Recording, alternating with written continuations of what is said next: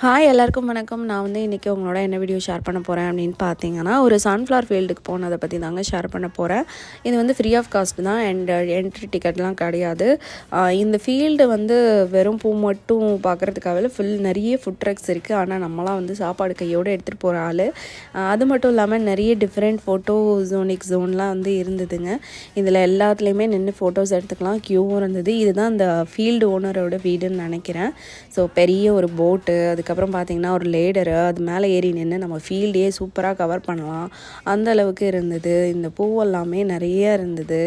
அதுக்கப்புறம் வந்து பியானோஸு, கயாக்கு, அந்த மாதிரி டிஃப்ரெண்ட்டான நிறைய விஷயங்கள் வந்து போட்டிருந்தாங்க ஃபோட்டோஸ் எடுக்கிறதுக்கு, வீடியோஸ் எடுக்கிறதுக்காகவே.